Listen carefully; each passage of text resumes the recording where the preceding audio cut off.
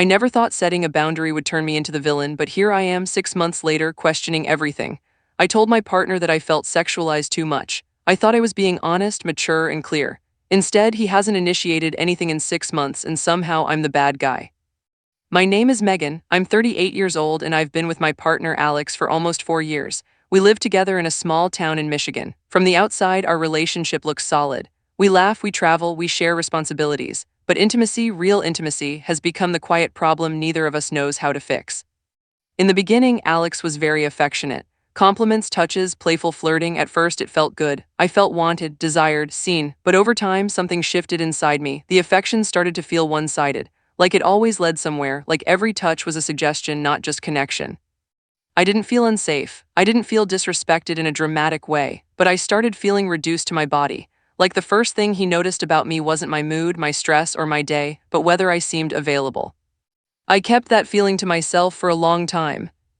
I told myself I was overthinking, that couples should want each other, that I should be grateful he still desired me, so I smiled through it, I laughed it off, I redirected gently. But resentment grows quietly. One night after a long workday, Alex tried to initiate intimacy. I was exhausted, mentally drained. I pulled away and he looked confused.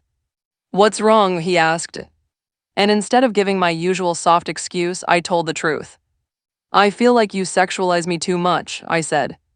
The room went still. He didn't yell, he didn't argue, he just looked hurt. "What do you mean?" he asked. I tried to explain carefully. I told him I wanted affection that didn't always lead to sex. I wanted to feel emotionally close, not constantly evaluated through desire. I said I wanted to feel like a partner, not a trigger. I thought I was communicating.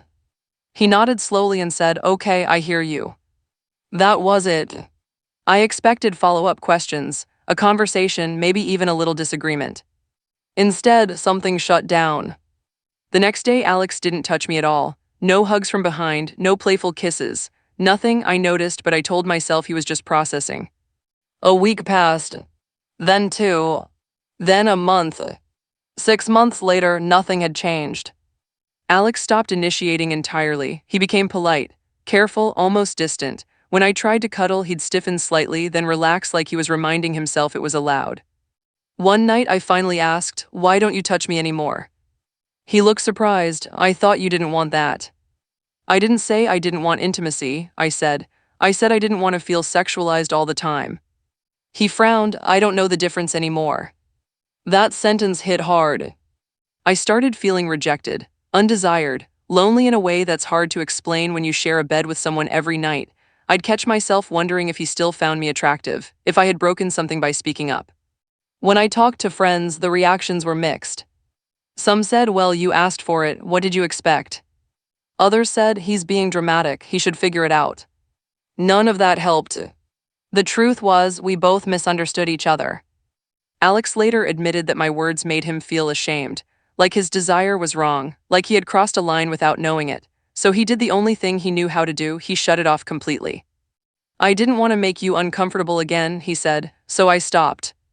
"But you didn't replace it with anything," I replied, "you just disappeared." That's when I realized something important. When you set a boundary, it's not enough to say what you don't want. You also have to say what you do want. I never told him that I still wanted to feel desired, just not reduced to desire. I never explained the difference between being wanted and being sexualized. I assumed he'd understand. He didn't, and neither did I understand how deeply my words landed on him. Over time, the lack of intimacy started affecting how I saw myself. I felt unattractive, invisible. I started questioning whether speaking up had been a mistake. One night, lying in bed next to him, I said quietly, "I miss you wanting me." He turned toward me, eyes full of confusion and sadness. "I still want you," he said. "I just don't know how to show it without hurting you." That's when I stopped seeing him as the problem. We both were. I wanted emotional connection before physical desire. He had expressed connection through desire. When I criticized that without offering an alternative, I took away his language without giving him a new one. We started therapy after that conversation. Not because we were angry, but because we were lost. In therapy, I learned how my words sounded to him. "You sexualize me too much" didn't sound like a boundary. It sounded like an accusation, like something about him was wrong. And he learned that shutting down wasn't respect, it was avoidance. Slowly, we started rebuilding intimacy in a new way, holding hands without expectations. Long hugs, eye contact, talking about attraction instead of assuming it. But it hasn't been easy. Sometimes I still feel like the bad guy, like I caused this by opening my mouth. Other times, I'm proud that I spoke up instead of staying silent and resentful. What I've learned is this: boundaries are necessary, but so is clarity. Desire isn't wrong, but neither is wanting to be seen as more than a body. And silence, even when it feels respectful, can be just as damaging as pressure. I don't regret speaking up, but I do regret not explaining myself better. And I don't think I'm the bad guy. I think I'm someone who tried to protect her sense of self and accidentally hurt someone she loves in the process. We're still working on it, slowly, carefully, with more words, not fewer. Because 6 months without intimacy didn't happen because one of us was cruel. It happened because we stopped understanding each other and didn't know how to ask the right questions. If you're watching this and you're afraid to speak up or afraid that you already have, know this: honesty can hurt, but silence can make you strangers. And learning how to talk about intimacy without shame might be the hardest, most important work a couple ever does.